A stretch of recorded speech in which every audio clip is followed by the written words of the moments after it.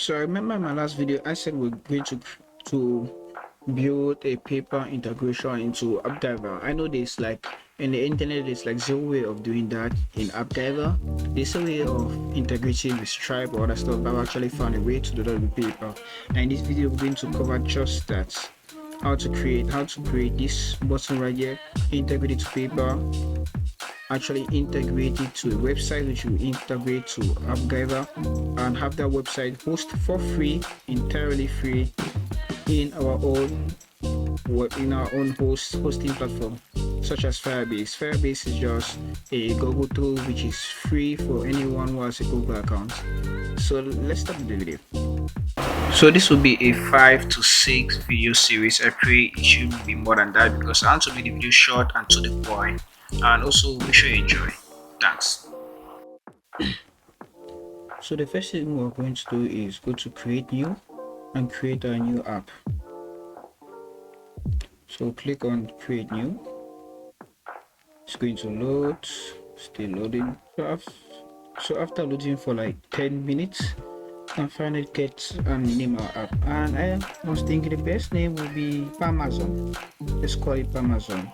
Why? Because we're going to use PayPal to like buy books from our app, so call it Amazon. I think that's pretty good. Click on create, saving your app. This could take like 10 seconds, 10-20 seconds, or maybe less, or maybe more.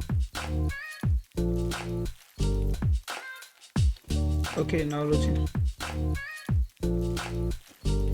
So now this is the main interface in Appgyver, and if you aren't really familiar with Appgyver, then I suggest you check on the video in the top right corner which is showing you in the icon here. You should really check that video. I went in depth and full out on everything you have to know on Appgyver. So now that we have our app, what we'll do is first of all go and set up our PayPal subscribe, because we want to actually today we'll be creating a subscribe button which will let users to like have a button in the app which will permit them to subscribe to some kind of subscription plan which we'll set for them so that they can get the books from Amazon. So you go to PayPal, you write in Google, click on the first link, then you write your credentials, or if you don't have an account, then do create an account. Once you get an account, you go to the settings, this button over here, it loads up, then you go to seller tools, add seller tools. Now we want to go to PayPal buttons. We'll be going to these other ones which are also useful. For now we'll go to PayPal buttons, click on manage, and on manage we want to scroll down. We could also make it so that you can buy a single book. We'll be covering that in another video if you get this video to 10 likes. Okay, if you get the video to 10 likes, then we'll get it.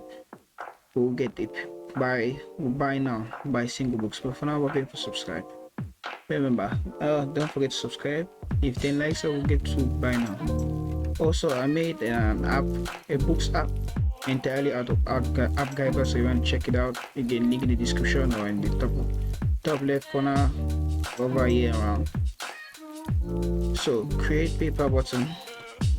Is the typical PayPal button.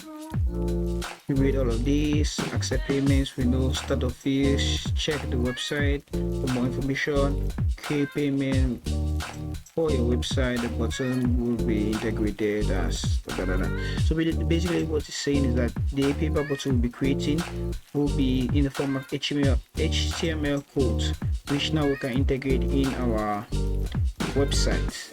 And yes, website, but we are creating an app, and I have a turnaround for that. This whole video is about turning around to get a PayPal subscription for Appgyver. So don't worry, by the end of the video or the couple of videos coming, you should have done this. I think this will be a 3-video series, and that's enough talk. So our app, our item name is a book. I don't even know the name of the book. I'll choose, let's just call it book 1. I'll change the name after. So yeah, this optional, the book ID. If you got a book ID, you can put here. If not, currency USD. Isn't there a currency here? Nope. CFA is not here. Currency is not here. So we'll just go with current with USD. You can choose any of the currencies which are here. Currently paper, doesn't like CFA, my currency. You can customize the button here and drop down.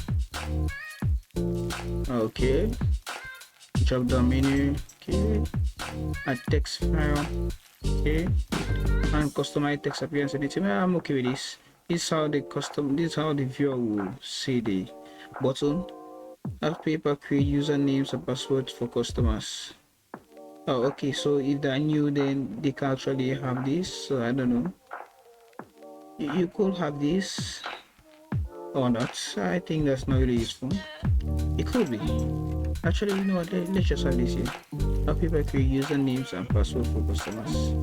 I believe when this is clicked on, once they will like subscribe, accounts will be created and stuff. Okay, auto return is not compatible with this feature. Okay, now we want an auto return, so I won't click this. Next is we go to the billing amounts per cycle. We will charge them for our book, we charge them 1.99.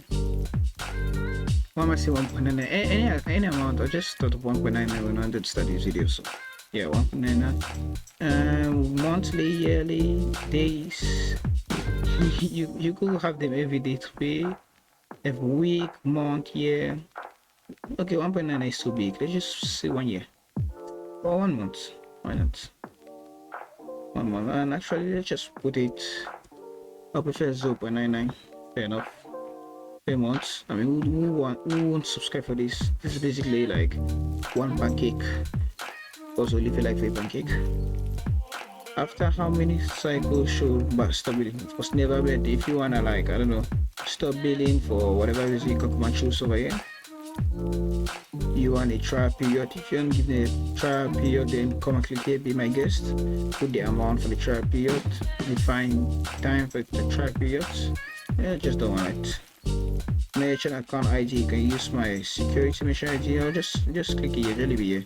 Use my primary email. No, I don't want my primary email to be used. Just use my secure merchant ID. Why? Because secure. Okay, once we're done with step 1, step 2 is like not having anything much, except you have to track stuff. This for more advanced stuff, but it doesn't really need any attention. I mean, track inventory, don't oversell items, not in stock. Okay, so this is for like physical goods which are selling through paper, but we're dealing with digital books, so it's okay. Track profit and losses, review profit and losses report. Okay, so this subscription buttons, I don't think this will tracking profit or losses will be anything. So we go to step 3, which we will stress more on, because we will now need to create a website. We need to create a website, of course, without coding. No worry, this video is entirely structured for no coding. So do you want the customer shipping address? No, I don't want the customer shipping address. Click no. That won't be very useful with digital apps. So next we go to take customer to this URL when they cancel your checkout. Actually, we'll just leave it at if they cancel, it's within the app, so if they cancel, load it. But we want this. Take customers to this URL when they finish checkout. So when they finish checkout, we'll send them to URL. Actually, I want to create. I set this up because we'll create a website which will like link them to a thanks for subscribing. And once that thanks for subscribing website is entered in the app will now say that okay, since the user has reached the subscription button and has entered the thanks for subscribing button, it means that I've successfully bought. That's basically why this website is there.